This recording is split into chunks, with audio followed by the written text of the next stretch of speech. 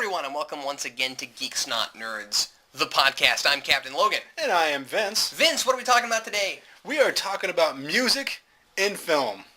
Wow, because that's not an extremely broad topic. Yeah, I think they should use it. What do you say? I think so. Even silent films had music in them. Yeah, I'm glad we or at least disagree music over them. So heavily on this. Yeah, it's a vast topic for debate. No, we're going to talk about how music is used in film, what kinds of music we like in certain kinds of films, and theme songs in films and those sorts of things. Vince, why don't you start? And the first thing I think we should talk about is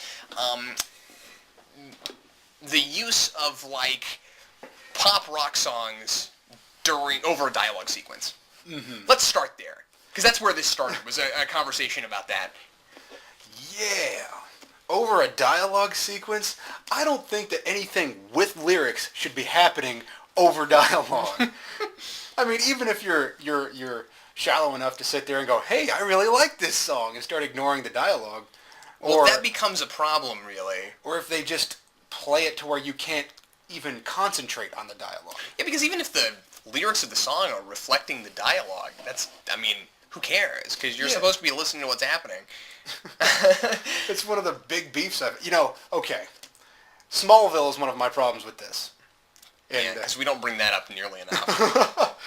They play a song that narrates a scene, and it's needless. We're watching the scene play out. We don't need a song that's telling us what's happening in the scene. We're not that dumb. And I think they're starting to do this sort of thing even in romantic comedies and stuff. I mean, I think movies are starting to do this also. Well, something gains extreme popularity, it's going to bleed over into other. And I think Hollywood is doing its dangest to underestimate its audience right now. I can see why you'd say that. It's also a good way to save money. How so? And save time. Well, because I would imagine that I could be wrong about this. I could see potentially it might cost less money to get the rights to particular songs than it does to pay a good composer. That might be true. Or even to get the music made. Yeah. And so I think sometimes that's why it happens, but I'm not entirely sure. And it could just be a matter of laziness. It could be, well, we don't feel like scoring this movie.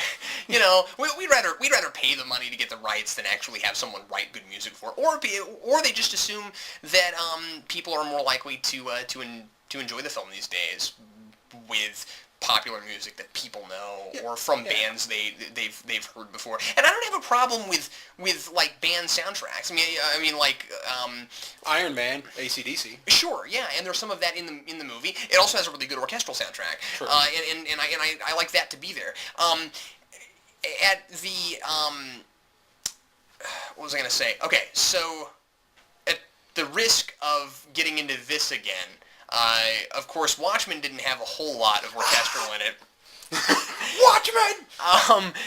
Watchmen was mostly this, right? It was mostly old songs that were used over action sequences and stuff. And I thought for the most part it worked okay. I did too. It didn't bother me, any of the music. I thought it had great song choices. And it wasn't over dialogue. Yeah. Now, here's something. I read a review somewhere where a guy said that it was such an obvious, easy choice that it was stereotyped and they shouldn't have done it. Well, I disagreed. All along the Watchtower... I can see why you'd say that.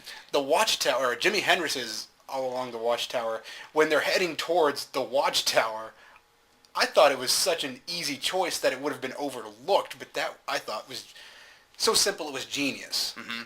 So I would almost say that...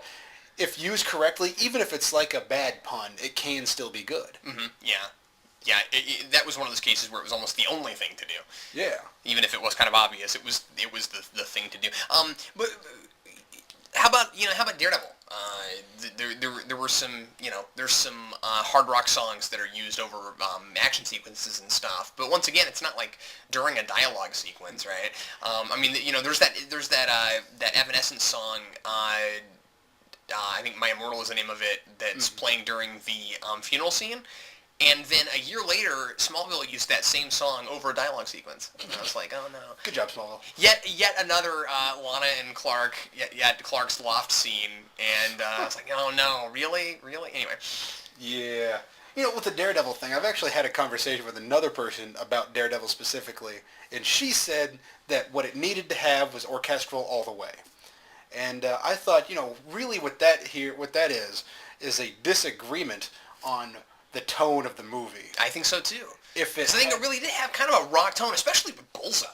You know, I think they tackled themes that were going beyond what they'd actually intended to put in the film, if that makes any sense. I think they were shooting with the plot and such, they were shooting for a movie that was super serious. Mm-hmm. And this movie was being treated as if it wasn't exactly serious. It was being treated more, I hate to say it, but it was treated more comic book action type. So you're saying that the director's cut should have had more orchestral music in it? I'm saying that this movie got conflicted in what it wanted the audience to see. Well, and that's obvious just by the fact that the theatrical cut doesn't have the plot in it. Yeah. But yes. Okay, so then looking at this more generally then, or I guess we're saying that films should choose the soundtracks that reflect the tone that they want to go for. Yeah. And sometimes I think a movie can ultimately fail just based on music choice.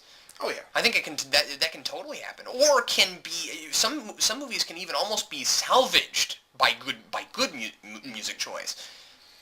Yeah, agreed. I really don't have any examples, but there is a movie that I want to talk about briefly. Okay, sure. Kick-Ass. Yeah.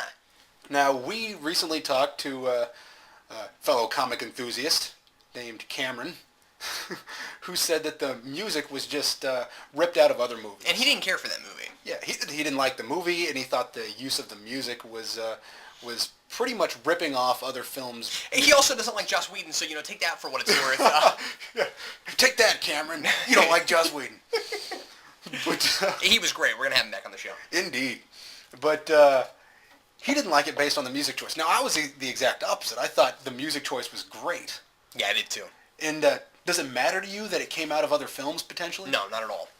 Now, mostly because I didn't see the films it came out of.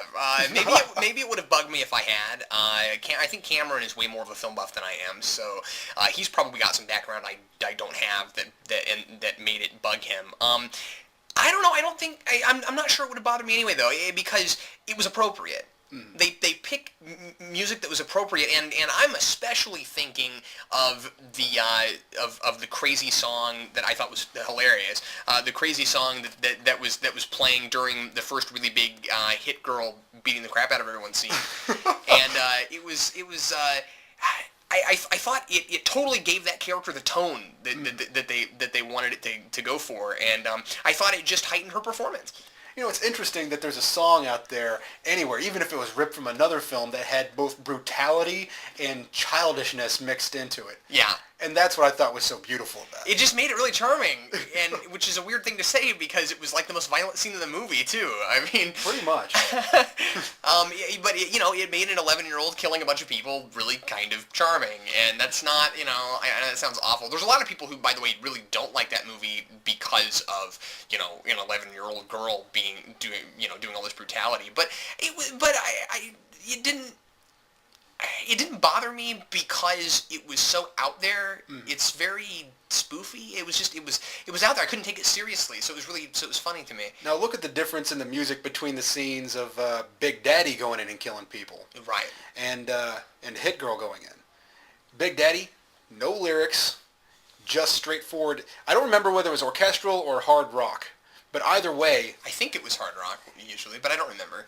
Either way, what it did is heighten the scene to where we go, wow, this guy's just killing people. Mm-hmm. And if they put that same song in there with Hit Girl killing people, that would have taken the audience completely out of the movie. They wouldn't have been able to enjoy it because it wouldn't have been as much of a spoof. It would have been too serious. And they would have thought, wow, this is just a girl killing people.